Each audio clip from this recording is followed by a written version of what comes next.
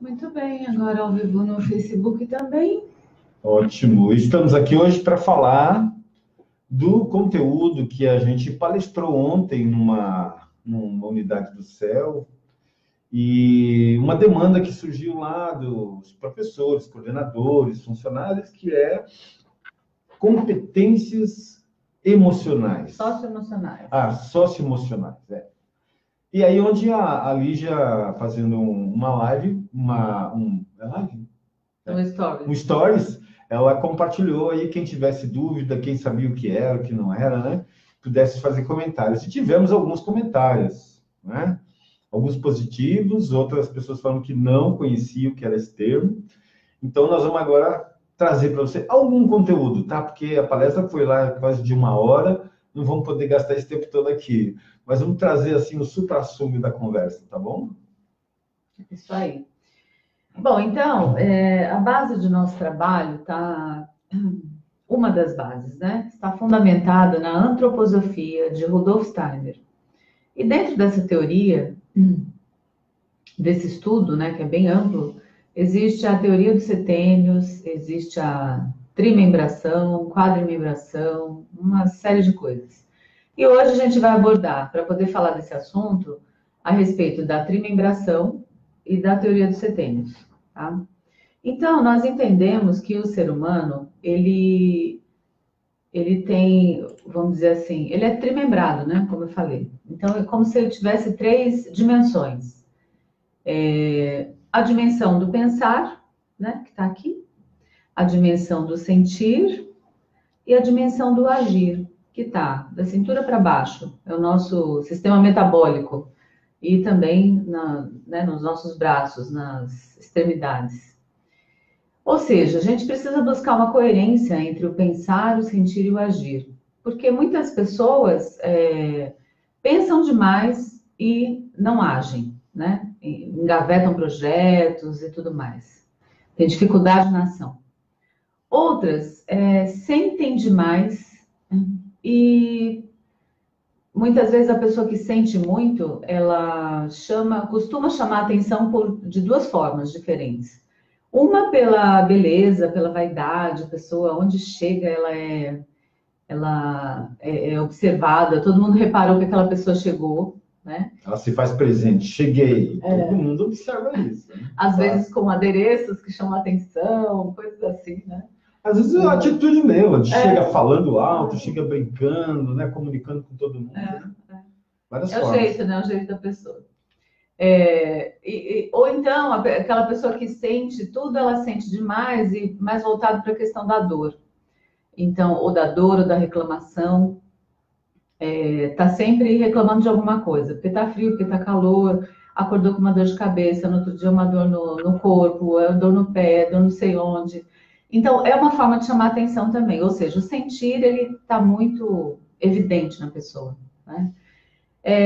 Ainda no sentir, muitas pessoas também agem pelo sentimento, né? Bateu aquela vontade de fazer tal coisa, vai lá e faz. Não filtra, né? Não faz filtra. De pronto, assim, impulsivamente. Exatamente. E o do pensar também, né? Tem gente que eu falei que tem gente que pensa e não faz, né? Mas tem gente que pensa, dá uma ideia na cabeça e já vai lá e faz, sem pensar, sem avaliar as consequências, sem examinar nada disso, né? Então, a gente precisa ter uma coerência entre esses 3 aspectos para a gente poder ter um comportamento mais assertivo nessa questão emocional, tá?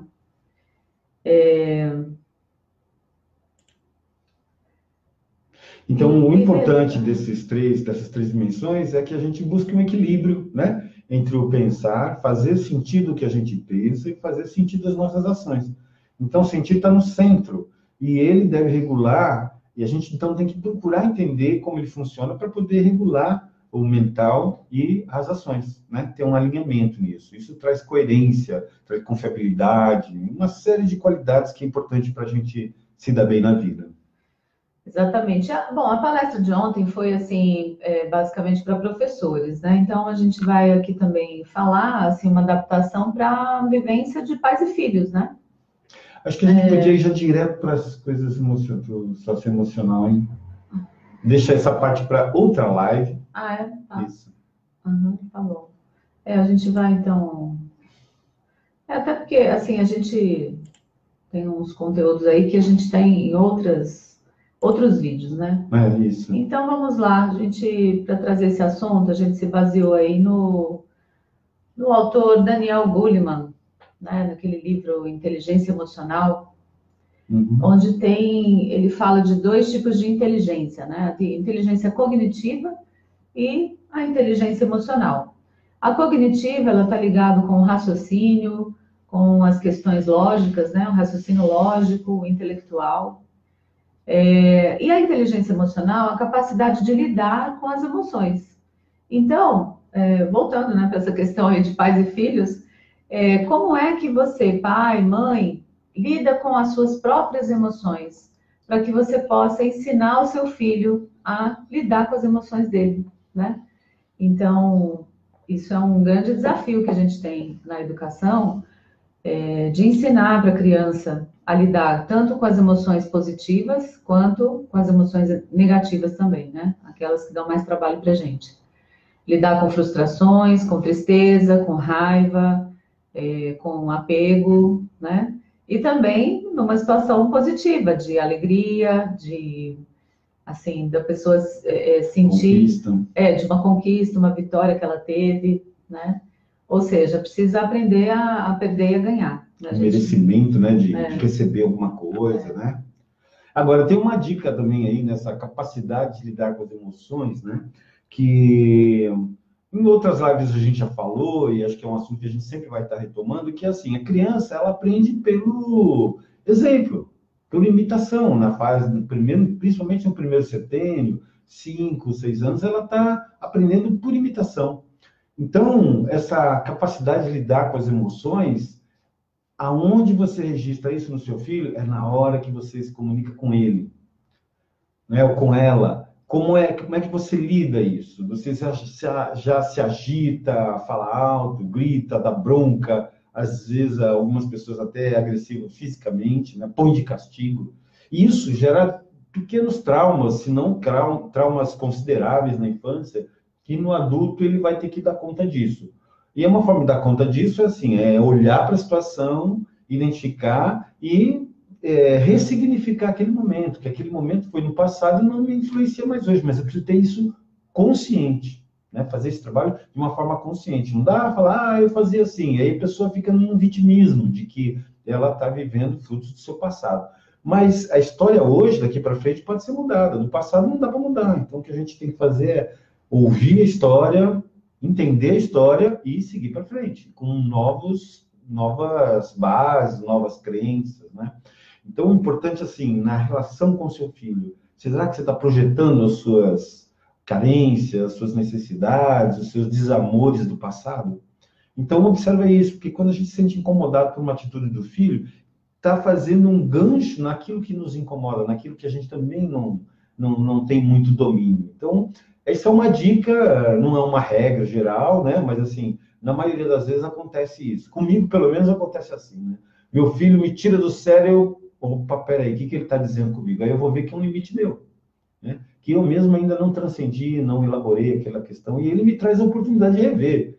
Filho, gente, é uma evolução, né? É espelho, né? Filho é espelho. Filho é espelho para a gente é espelho para o filho, né? Então é interessante isso mesmo, de às vezes ver uma situação. A maioria das mães, e eu também já passei por isso, relatam que assim, vê uma situação no filho e fala, nossa, sou eu, né? E aí é uma boa oportunidade da gente poder se rever para poder corrigir aquilo que precisa, né? E ser um espelhamento melhor para ele. Porque a inteligência cognitiva, só retomando um pouquinho, que é a parte intelectual, raciocínio lógico, né? É uma questão, assim, também de estudo, principalmente na parte da alfabetização, quando a criança já está, assim, tendo lição de casa, aprendendo a se alfabetizar e tal. Então, aí vai desenvolver o raciocínio lógico. E que muitas escolas, né, hoje, tem como uma coisa pragmática, assim, essa avaliação do conhecimento cognitivo, né? Em detrimento dessa inteligência emocional, da convivência, do trabalhar em grupo, ter desafios no grupo, aprender a conviver, aprender a se socializar, né?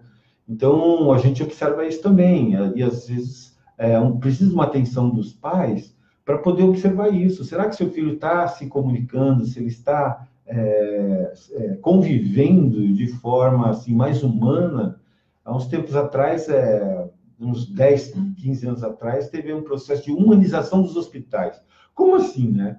Um lugar que cuida da saúde das pessoas, não ser humano. E era bem assim, né? Lembra aquele quadrinho da enfermeira assim, ó? É uma coisa autoritária, impondo. Tudo branco, a gente entrava assim com medo. Hoje não, já colocaram cores nas paredes, uniformes dos funcionários coloridos também, né? Uma adequação, principalmente na área de pediatria. Então, assim, essa comunicação, esse clima, esse ambiente que a gente cria é muito importante para a criança, né? Exatamente. E só para complementar o que ele falou, assim, o quanto as escolas, né, tradicionais e a grande maioria avaliam pelo quantitativo, né? Então, que nota que tirou, como é que está sendo isso, e não pelo qualitativo, né? E as emoções têm a ver com o qualitativo, que é o que a gente vai falar agora também, tá? Então, assim, dentro das aptidões emocionais, nós temos o intrapessoal, que é como que eu lido comigo mesmo, e o interpessoal, como que eu lido com o outro, né? Então, para eu poder lidar bem com o outro, eu vou ter que aprender a lidar bem comigo mesmo, ou não é? Faz sentido isso? Né? Se fizer sentido, põe aí sim, tá? Para a gente saber que está no caminho certo. Porque, afinal de contas, só dá para dar o que a gente tem, né? Exatamente. E aí nós temos, dentro desse inter, né, e como é que é a palavra mesmo? Intra. Dentro do intra e do interpessoal, nós temos 5 pilares, né? Sim, dentro desses 5 pilares, então o Goleman ele classificou o seguinte, né, que para você ter uma boa conexão com os seus sentimentos, com as suas emoções, é autoconhecimento emocional. E esse é um ponto que no consultório a gente percebe muito isso, o quanto as pessoas não se conhecem dentro dos seus sentimentos. Então a pessoa vem com uma situação angustiada, tal. O que você está sentindo? Eu não sei. Ah, sei lá. A pessoa não dá um nome. Você precisa saber se é tristeza, se é angústia, se é medo, aflição, o que é, né? Então, mesmo dentro desses sentimentos que é medo, alegria, afeto e faltou um... Tristeza, angústia, tem o nojo também, né? Tem um sexto aí que é o nojo. Então, são sentimentos tanto prazerosos quanto também não prazerosos que geram sofrimento, mas é preciso ter um nome. E é preciso, assim, cada sentimento ele tem uma base, ele tem uma origem. E, às vezes, a pessoa não percebe essa origem. E ela fica só naquela reação do próprio movimento. Então, é importante a gente dar nomes aos sentimentos. Porque quando a gente identifica, aí eu consigo falar assim, bom, então é isso que eu tenho que mudar. O que é que eu preciso fazer para mudar isso? É fazer uma atitude diferente daquilo que eu já venho fazendo. É mudar uma percepção, mudar uma crença, mudar um valor, né? Que para mim, assim, sabe aquela frase muito comum que eu já ouvi de mulheres? Ah, não, todo homem é assim, todo homem não presta. Bom, então, aí ela quer um homem, como é que vai ser feliz? Como é que ela vai acreditar num relacionamento? Bom, ela não acredita num relacionamento, né? Então, tem pessoas que é assim, né? E os homens também, não é uma questão de sexualidade, né? É uma questão, assim, de compreensão do mundo. E tem outros que falam que toda mulher é igual, é só uma cadernetinha. A gente ouve isso. Mas a gente acredita que o relacionamento é uma coisa que pode ser mais verdadeira, mais sincera, mais autêntica e de comunhão mesmo, né? Então, falar das suas emoções é muito importante. Você conhecer as suas emoções e saber lidar, né? Aí dentro disso, estou querendo, assim, propor um exercício para você. Opa! Tá? De como você pode aprender a reconhecer melhor os seus sentimentos, né? E é um exercício que você pode fazer diariamente e constantemente, sempre que lembrar disso, ou se não lembrar, coloca um alarme para você lembrar no seu celular, que pode ser uma boa também. Aquela história da fitinha do dedo não funciona mais, né? Acaba esquecendo.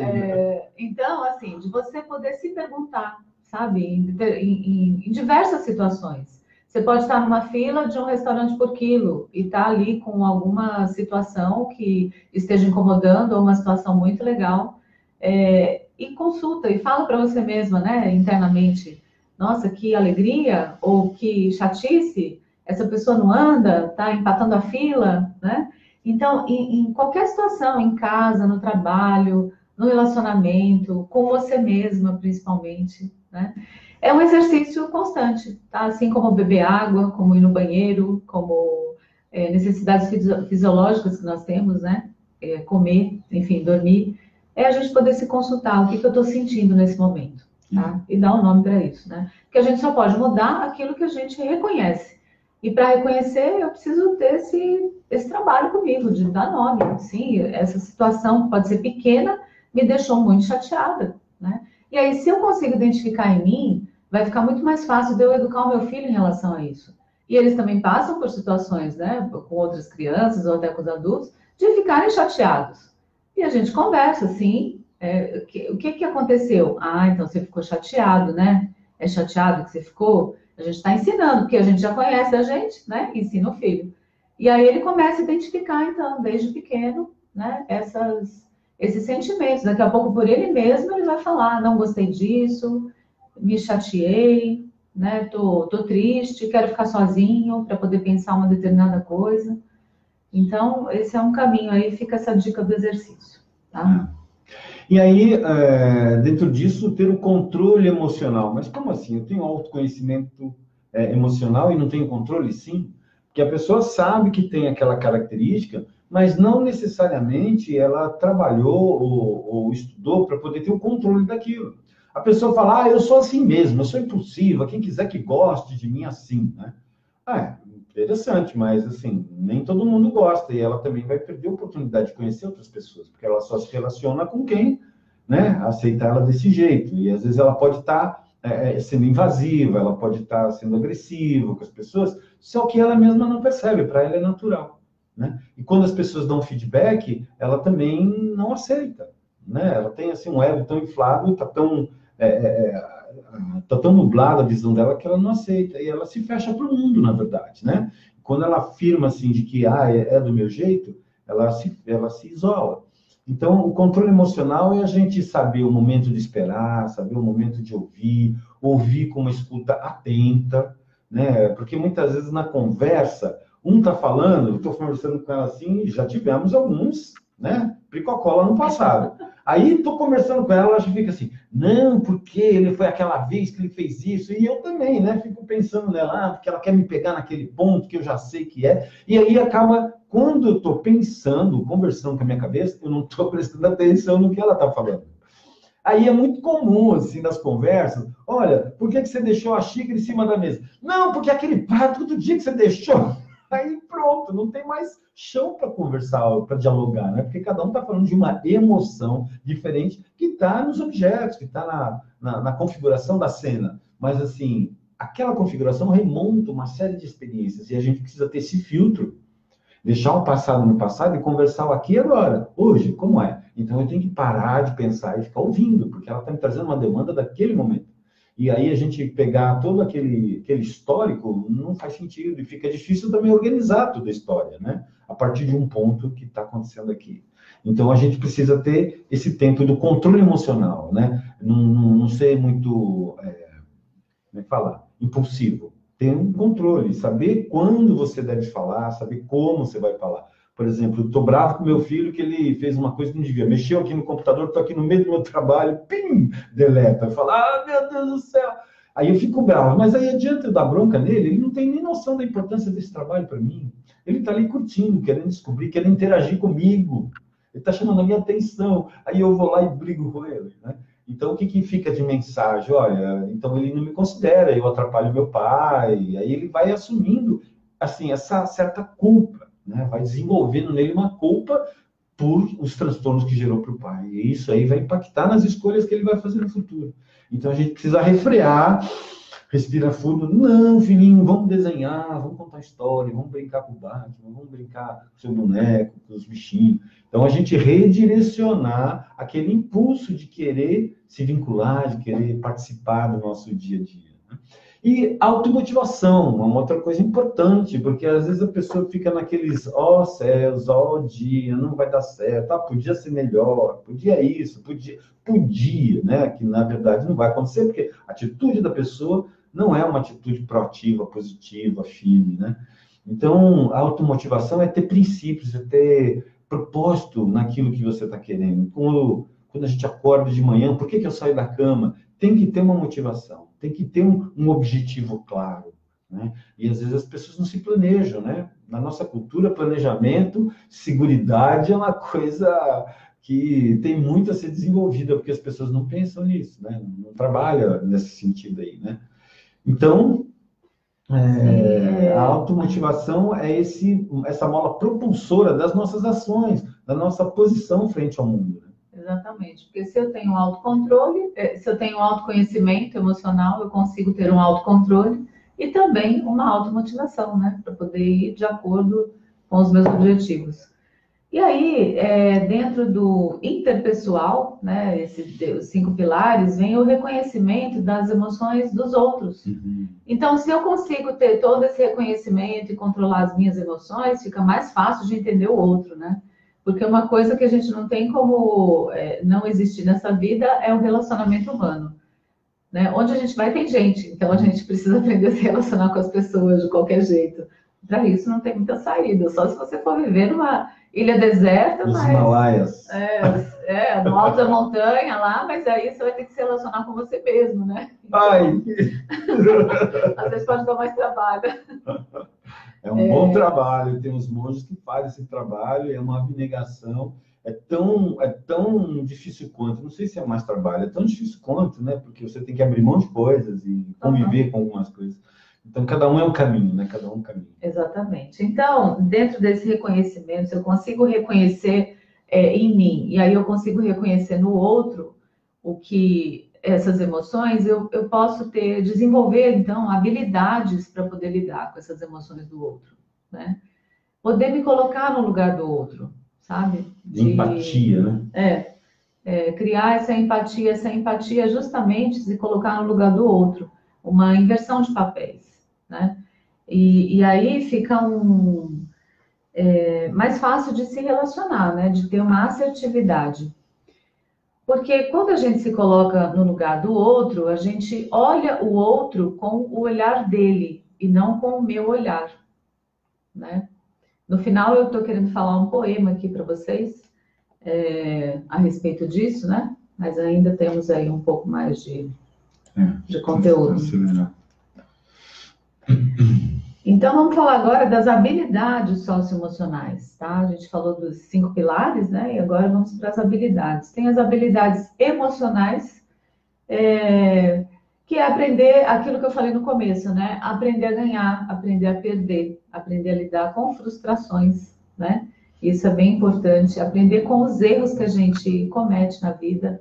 Porque tem gente que tem vergonha de errar, né? Tem medo de errar. E a pessoa fica gerando um estresse, uma tensão para ela mesma e ela não percebe que. Aliás, tem um ditado que fala, né? Errar é humano. Será que essa pessoa se torna humano sendo assim, né? Perfeccionista? E às vezes a pessoa tem tanto medo de errar que aí aquele medo trava, né, a pessoa. Então, ela fica. É um medo que paralisa. Então, esse medo aí não é bom, né? Se torna refém do medo, né? E aí, se eu consigo aprender com os meus erros também, eu posso aprender a ter mais autoconfiança, né? Porque é um treino, é como se fosse um músculo, é como se fosse fazer academia, sabe? Nessa questão física, né? Fazendo uma analogia. Essa parte emocional também, a gente vai exercitando dia a dia, né? E aí eu consigo ter essa automotivação, como a gente falou, né? Um senso maior de responsabilidade com as coisas, com aquilo que eu me proponho a fazer, né?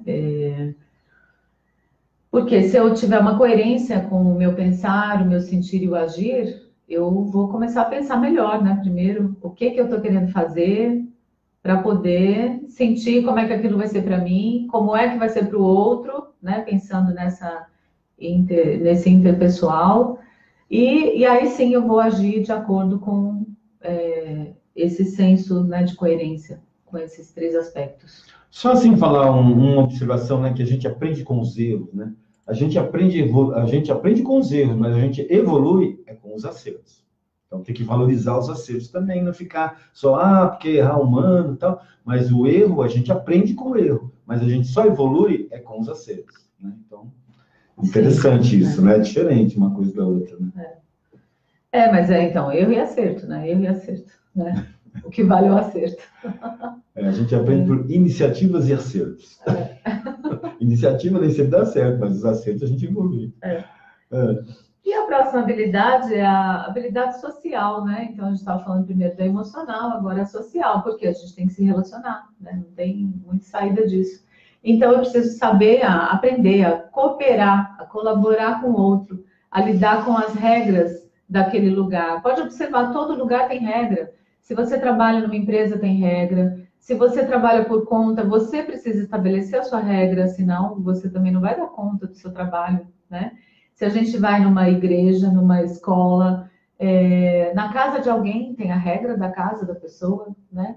Então, em qualquer lugar que a gente vá, tem regra. E de onde surgiu a regra? A regra de horários, do que pode fazer, do que não pode fazer. Por exemplo, tem parque que pode levar animal, tem parque que não pode andar de bicicleta, não pode andar de bicicleta. Então, você tem que se adaptar, né? Agora, de onde surgiu a regra? Exato, da natureza. Ué, o dia tem 24 horas, tem dia, tem noite, tem horário para noite, tem horário para o dia. Né? O rio corre em determinados lugares, não é em todo lugar. Tem alguma regra ali que permite que a água escoa com mais. Então, a gente observando a natureza, o fogo queima, nunca vi fogo gelar, mas fogo queima, então é uma regra. O fogo queima, né? A água apaga. Então, a gente vê que assim, existem princípios na natureza que vai mostrando para a gente uma ordem. A regra vem de uma ordem. As coisas precisam de uma sequência para poder se realizar. Quando a gente planta uma semente, tem que ter nutrientes específicos para que ela se desenvolva, senão ela não vai se desenvolver. Se faltar sol, se faltar água, se faltar nutrientes, ela não vai desenvolver. Então, regra é a condição para a vida. Né? E isso a natureza nos mostra. Né? Nos mostra que precisa de um esperma e de um óvulo para fecundar. Não dá para ser diferente. Né? Então, tentando a ciência evoluir em cima disso, mas esse princípio ele é universal, né?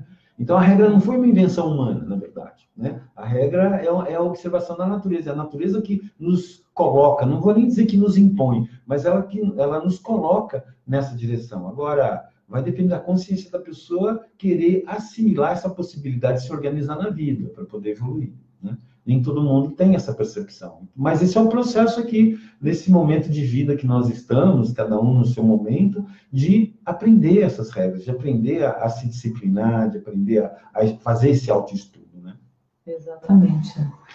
E aí, ainda dentro das habilidades sociais, né, com tudo isso que a gente falou, aí a pessoa pode ter uma comunicação mais adequada para a resolução de conflitos que vai surgir, né? Porque sempre surge algum conflito em alguma situação, e como que eu vou lidar com isso, para poder atuar, né, bem nos ambientes que a gente frequenta. Tá? E na sequência vem a habilidade ética. Essa habilidade ética, então, tem a ver com o respeito, a tolerância, a aceitação das diferenças. Num país, num momento que a gente vive aí da comunicação, né, da interatividade em tempo real com a internet, a gente fica mais em contato com as divergências, né? Por exemplo, a própria IBM, ela que vende computador. A reunião de gerente dela é assim uma coisa muito interessante, porque tem o cara de moicano, o outro todo tatuado, tem aquele cara de paletó, gravata, aquele que é mais casual day, e todos eles estão alinhados, cada um na sua linguagem, cada um no seu público, focado, e aí, mas todos eles têm um objetivo em comum que é a IBM. Então, ela sabe lidar, ela promove isso para o próprio negócio dela. Isso a gente está vendo uma empresa. Agora, nas nossas relações, o quanto a gente consegue falar com os diferentes, né? Para tem um filósofo americano que fala assim, como são inteligentes as pessoas que pensam como eu. Né? Então, aí o mundo fica fácil de viver, todo mundo pensa igual, né? Seria um tédio, na verdade. Mas, então, assim, a gente conviver com as diferenças também a gente compreender o outro. Eu tive, quando mais jovem, eu vi um cartão postal que dizia assim, a liberdade do outro leva a minha ao infinito. Porque eu tinha um conceito antes que era assim, a minha liberdade vai até onde começa a do outro, né? Aí, se a gente for imaginar, parece um bando de caixinha de uva, né? Não tem relação, não tem troca, porque eu paro com a minha liberdade, começou do outro. Então, vai formando um cacho de uvas, um monte. Isso não é um modelo de sociedade. E essa frase, né, quer dizer, a liberdade do outro leva a mim ao infinito, significa que quando eu consigo entender a realidade daquela outra pessoa, eu expandi a minha consciência. Eu aprendi que aquilo é um valor para ele. Eu preciso anular, desclassificar, desqualificar? Não, é a verdade dele. Ótimo, que bacana. Então, se eu for na casa dele, vou tirar sapato, né? Vou fazer dentro do ritual da casa dele. Então, essa comunicação amplia minha consciência, amplia minha liberdade de ir e vir, né? De contactar, de contar com a ajuda do outro, de contar com o aprendizado, com o ensino do outro, e eu também poder auxiliar, né? Essa relação. Então, a aceitação das diferenças é uma hoje que está um tema tão em voga aí, a diversidade, né? E como que a gente vive em harmonia dentro da diversidade. Muitas pessoas, quando surge a diversidade, vem a frustração e elas lidam de forma muito agressiva, né? Muito impulsiva com isso, em vez de tentar, o que eu posso aprender nessa onda, né? A filosofia oriental diz que quando está em crise, é aí que a gente evolui, é a gente que se desenvolve, né? Então, crise é a oportunidade, não é necessariamente uma coisa ruim, uma coisa negativa, mas a mudança, se é uma coisa constante na vida, é a mudança. E a gente tem que estar aberto para isso. Nossa tendência de pensar, de raciocinar, é querer estabilizar isso, né? Deixar estático. Mas a vida vem e dá uns abalos na vida da gente. E a gente tem que se pôr em movimento. Exatamente. Então, a ética tem a ver com isso. Bom, grata pelos comentários aí. Opa, que legal. Tem uma pergunta aqui também, ó. Como respeitar a individualidade no relacionamento?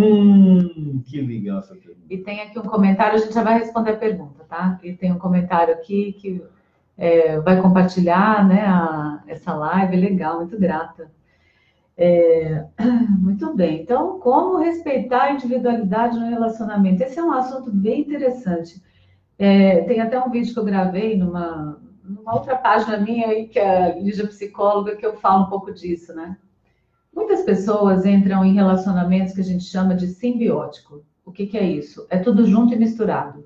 Eu não sei quem sou eu não sei quem é o outro, e a gente vai se misturando todo, e aí só que chegou. Então, assim, quando é assim, geralmente no começo do relacionamento é uma maravilha, porque parece que você encontrou a tampa da panela, né? A sua metade.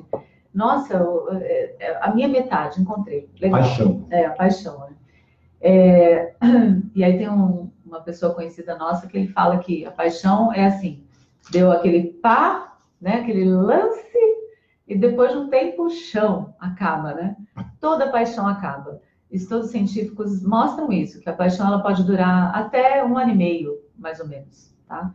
Então pode ser uma paixão de carnaval, pode ser... né, de descer para a praia, coisa assim, né, de uma balada, de uma semana, de um mês, enfim, dura um pouco mais. Mas chega uma hora que acaba. Então, independente se foi paixão ou não, quando a gente não respeita a individualidade do outro logo no início, porque entrou nessa relação simbiótica, vai chegar uma hora que uma das partes vai ficar incomodado com isso e vai querer o seu espaço individual, do tipo... sei lá, o meu marido quer sair com os amigos, ou se é uma pessoa que gosta de jogar futebol, quero ir toda quinta-feira jogar futebol, ou, enfim, fazer coisas que a pessoa goste, né? E separado da outra pessoa. Ou também a mulher, eu quero encontrar minhas amigas, eu quero bater um papo, eu quero tomar um café, eu quero passear no shopping, eu quero fazer isso ou aquilo, que não necessariamente a gente tem que fazer com a pessoa. É importante a gente pensar assim que não é tudo que a gente gosta de fazer que o meu marido, né, a pessoa que está junto comigo, vai gostar de fazer comigo. Às vezes ele faz porque ele quer me agradar, né? E também eu procuro fazer algo também que agrade, mesmo que eu não goste de fazer aquela coisa. Porque tem coisas que, por exemplo, sair com as amigas para as mulheres é uma coisa fundamental. Vai lá, bater papo, trocar ideia, falar da vida. É terapêutico isso. É maravilhoso. Gente, é incrível. Passa o dia conversando e não acabou o assunto. Acabou o tempo, mas tem assunto ainda. Então, que bom, né? Porque pode passar a semana toda que vai ter o que falar. Então, isso é importante. Quando a gente respeita a individualidade do outro, é óbvio que dentro disso a gente precisa ter confiança, a gente precisa ter fidelidade, né? Precisa ser uma relação transparente, para que haja essa confiança de, ok, né? Um sair para fazer uma coisa, o outro fazer outra. Aí sim é uma relação que pode durar um tanto mais de tempo, né? Não tem nem motivo de acabar, tá? Então, quando... Então, é uma transição que precisa ser feita, né? Porque se o relacionamento for simbiótico e uma das partes começar a buscar a sua individualidade, vai ter que haver o quê? Uma negociação, uma nova negociação, né? Ou seja, a famosa DR, né? Discutir a relação. Vai ter que fazer um contrato novo. Exatamente, o contrato novo. Porque quando a gente casa, né, a gente assina um contrato, né? Não vai lá no cartório e assina lá. Acontece que eu brinco aqui em casa, tem umas letrinhas miúdas, que só na convivência que vão sendo reveladas. Sabe quando você vai no banco, você assina um contrato, você nunca lê aquilo, né? As letrinhas miúdas do banco. Então, o casamento tem isso, que são as coisas que você vai aprendendo a identificar na convivência, tá? Então, por isso que é importante namorar, noivar, para depois casar, que é casar com mais certeza. Então, essa relação simbiótica acontece como a gente falou no começo aqui da nossa live, né? A importância do pensar, do sentir e do agir. Quando a pessoa tem esse alinhamento, quer dizer, as relações elas se dão por atração. Se a cabeça está para cá, o sentimento para cá e a ação para lá, ela começa a atrair pessoas que são desagregadas também, que estão desestruturadas. E aí é óbvio que aí entra essa paixão e a consequência disso, muito provavelmente, não vai ser muito proveitosa, né? Vão se machucar muito, vão sofrer muito com isso, e às vezes vira uma codependência, a questão financeira, que a pessoa não tem uma autonomia para ir buscar na vida, outras pessoas já vão buscar na vida e se fecham totalmente para o relacionamento porque não deu certo aquilo, né? A pessoa não casa mais e tal. Então, na verdade, assim, respeito à individualidade, eu penso que cada um ter a consciência de si, né, do que é responsável por si mesmo, né? Então, teve uma frase essa semana no Facebook que eu achei bacana, que ela fala disso, né? Eu estou com você não por quem você é, mas por quem você me torna quando está do meu lado. Né? Quer dizer, ela me faz feliz, ela me incentiva, ela me motiva, ela me põe para cima, vamos lá, conquista. E penso que é recíproco, né? De estar incentivando, estar motivando. Tá. Então, isso não tem essa coisa da metade da laranja, porque a laranja só é metade porque ela já foi uma vez. E aí separou. A tampa da panela é feita sob medida, as pessoas não são coisas. Muitos corações subindo. As coisas. As coisas mais importantes da vida não são coisas. Tem uma música de uma amiga nossa que fala isso. As coisas mais importantes da vida não são coisas, são os sentimentos. São os vínculos que a gente cria a partir dessa convivência, a partir dessa admiração de um pelo outro. Admira o quê? As coisas boas. Também admira, inclusive, como lida com as fragilidades, porque revela, não fica escondendo, sabe? Mas revela dentro de uma adequação, não para se expor, não para se fragilizar, né? Para entregar ouro para o bandido, vamos dizer assim, mas com quem confia, mas tem consciência daquele limite, né? E ela respeita, tem uma ponderação, né? Então, assim, a importância do relacionamento é isso, né? Você está na sua individualidade. Primeiro eu, começa comigo, né? Primeiro eu, depois o samba, né? Então, primeiro eu, depois eu me relaciono com os outros, para até poder, como a gente falou, só é possível dar o que tem, eu tenho que ter um amor próprio. Né? Tem uma parábola que fala, amar o próximo como a ti mesmo. É só na frase que ti mesmo vem depois, porque o ti mesmo é antes. Né? Eu tenho que primeiro cultivar o meu amor, para daí poder entender o amor como outro, pelo outro, por outro. Sim, tem uma outra pergunta aqui. Nossa, também, essa live tá... de como está, agora vamos ver se eu entendi o que você quis dizer aqui. Como está estruturada, estou talvez entendendo que estruturada, como estar estruturada emocionalmente, é isso? Se for isso, digita sim aí para eu saber que a gente vai responder a pergunta de forma correta, né? Se você estiver aí ao vivo. Isso tudo a gente falou no começo da live. Exatamente, tá. Isso que eu ia comentar, né? No começo da live a gente falou a respeito disso, de como adquirir essa estrutura emocional. Então, se você não esteve presente aqui no início da live, também para a gente não ficar aqui repetindo, né, o assunto, vou pedir para, quando concluir a live, que a gente já está chegando no final, de você poder assistir esse começo, tá? Até a parte que você não viu, que a gente falou exatamente disso lá no início. Tá? Mas só para não te deixar você também no vazio, é o seguinte, a forma de você se estruturar é você buscar autoconhecimento. Exatamente. E principalmente conhecer e aprender a lidar com os seus sentimentos. Como você reage com os seus sentimentos, como você lida com eles. Né? Você abafa ou você realmente faz um trabalho de transformar aquele sentimento em algo positivo. Em poucas palavras é isso, mas no começo da live está mais detalhado. E só para também, né, te motivar também, talvez a assistir, eu sugeri um exercício, né, para a pessoa poder fazer de uma forma constante, aí, diária, para poder identificar esses sentimentos, tá? Então, assim, a gente está fazendo lives esse mês de julho, toda terça-feira, né? A gente ainda tem semana que vem, nesse horário das 10 horas. E aí, são lives que duram, em média, 30 minutos, 40 no máximo. Tá? Hoje passou. E, então, só para fechar aqui, né, o nosso tema de hoje, vamos buscar uma coerência entre o pensar, o sentir e o agir. Então, antes de tomar qualquer atitude na vida, a gente recomenda que você primeiro pare para pensar sobre aquilo. Dá um minuto de silêncio para você mesmo e pare para pensar. Quando pensou aquilo, então, sente aquilo no coração. Como é que vai ser aquilo para você mesma? E como é que vai ser aquilo para a pessoa que estiver envolvida no que você vai fazer? Aí sim, poder tomar uma atitude coerente com o seu objetivo. Então, a gente alcança o objetivo quando tem atitudes coerentes, né? É isso, né? Então, sinta e pense, entenda, né? Use o pensar para entender o sentimento.